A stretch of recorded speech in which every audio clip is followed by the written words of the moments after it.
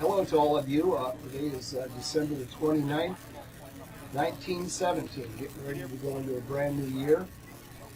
So I'm making this video to introduce myself to you. I walked down to my favorite restaurant where I have breakfast almost every morning. And I got to thinking it would be nice to do a video kind of where I invited you to go to breakfast with me. We could sit across the table and I could share my story with you. So that's why the background of the beach. That's what I enjoy almost every day. Not to make you upset if you live in a cold weather climate, but I just thought the setting of why don't you sit across the table from me and let's have breakfast, and I'll tell you my story would be kind of a fun way of doing this, introducing myself to you. So I was born in 1950, so you don't need calculators. That makes me 67 years old. My mom and dad became Jehovah's Witnesses in about 1952. So I can't say I was born into the religion, but 2 years old when they came in. And they were fully indoctrinated. I was giving talks when I was 8 years old, Bible readings. They had to put a stool up so I could reach the microphone, and I did my readings. I became baptized when I was 16 years old. The real reason for getting baptized at that time for most young men was to avoid the draft, the Vietnam War draft, because right out of high school, if you pioneered, then you could apply for a minister classification. And in my situation, I did get out of high school. I pioneered, still didn't do much good for me as far as the draft. A lot of the brothers in my hall just went to jail, and I was within probably a month of going to jail when they came out with the lottery, and had a lottery number of 362, so I guess I was fortunate that way. But graduated from high school when I was 19 in 1968. Definitely had no plans for a career or college because that was to do. Armageddon was coming in 1975. Although I will say this, my parents were fairly liberal in raising me. They let me play Little League baseball. I was on the high school and junior high school gymnastics teams, and I had opportunities for scholarships to go to college for my athletic endeavors. But it was still something that was very taboo in the Watchtower organization. And they simply said in writing, there's no time in this system of things that you can pursue a career. There's no way that you'll have a career, let alone graduate from college. Everything was ending in 1975, so there was no further education for me on that. Got married when I was 20 years old. Still didn't know what I was going to do for a living, although my father was an electrical contractor. So he had a contracting business, so I did go to trade school for 4 years and got an electrical license with the intent that someday, my brother and I would take over the electrical contracting business. And so that was, at least I had a trade I could fall back on. So about the age of 21, I also became like a ministerial servant. Then I became an elder in about 1975. So I was serving as an elder in the 1975 era. Raised my family. I have 4 children. Raised my family to be very staunch in the organization. Really felt it was the truth. Matter of fact, our family vacations were going to unassigned territory. That was what we did for family vacations.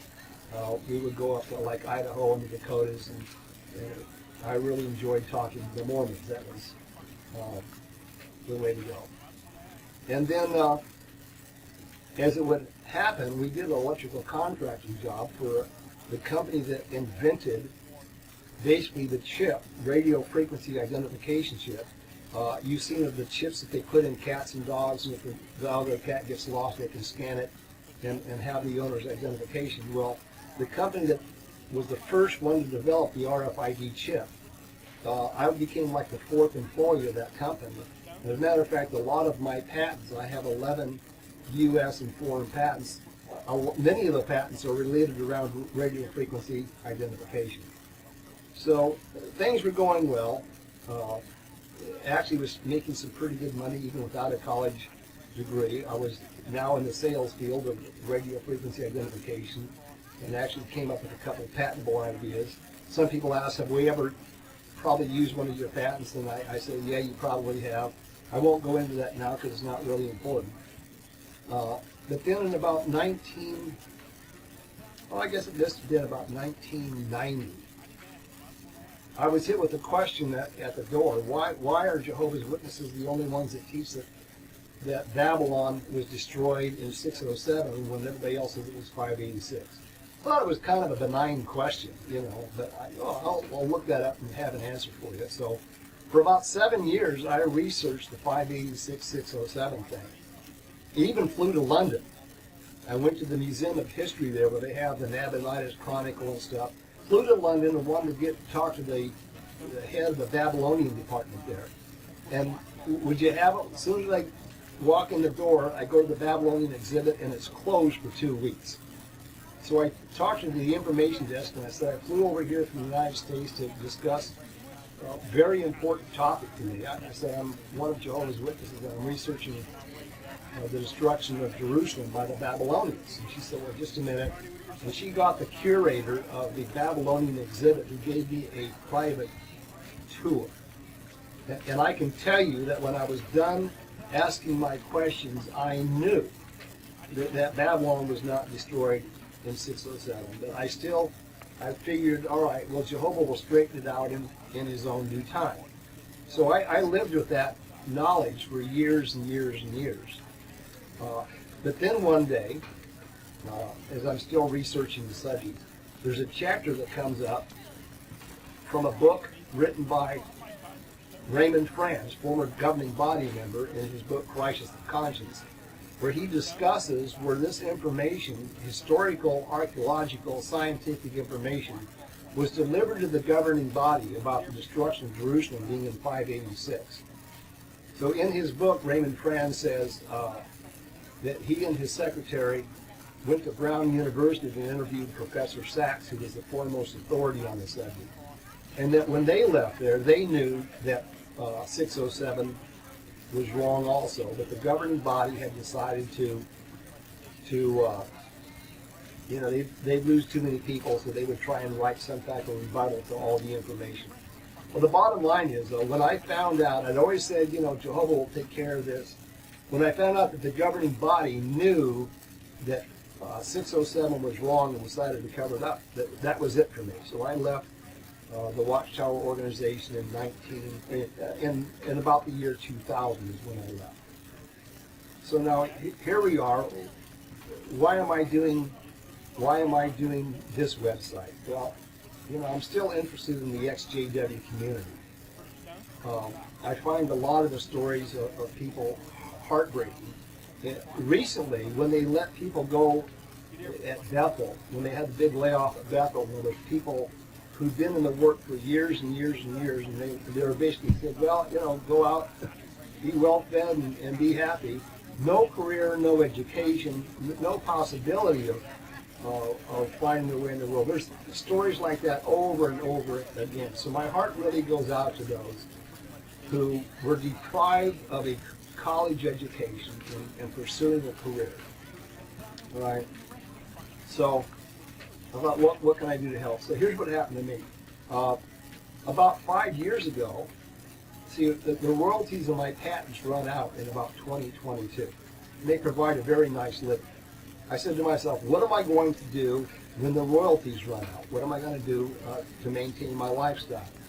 So I investigated real estate. I bought a home, purchased a home outright. I still rent it out to this day. I looked at real estate foreclosure, buying foreclosures from tax lien notices, a lot of things to do with real estate. It was too time and money intensive. As a matter of fact, the rental home I bought, I had to put another $20,000 into it for electrical, plumbing, sheetrock, etc. So it wasn't really my deal. Look into day trading, stocks, options. Very confusing. There's like 8,000 or 9,000 stocks to look at. And I stumbled upon the profession of trading currencies. And the more I investigated it, it really seemed like the solution, and that's what I pursued. It's not as easy as it sounds. It looks easy. And it really isn't that complicated, but it's a profession that you have to learn. And I spent about $30,000 in professional courses learning what is the best time of day to trade, what causes the market to go up, what causes it to go down, Fibonacci retracement levels. There's all kinds of things. I didn't have to spend the money, around $30,000, but I really wanted to learn everything that there was to learn about being a professional trader. So now I've said to myself, this is how I can help those who've left the Watchtower who don't have a career path. What I can do is teach them free of charge everything that I've learned. If they're interested, I can pass on all the information and give someone a career path that does not take a college education, that actually earns more money than most other professions out there. So that's the reason for the website and a little bit about my story. You'll find out later on, if you become a member of this website, you have to first of all contact me in the contact button of the website, and then apply for becoming a member, and then you'll have access to all the training videos and stuff. But I'll also give you all my personal, my phone number, my email, and my Skype address in case you want to ask one-on-one questions. So I guess that's enough for my intro. I can't think of anything else that I'd like to share with you, but I'm happy to answer questions. So contact me if you have questions, would like to know more. Until then, enjoy. Bye-bye.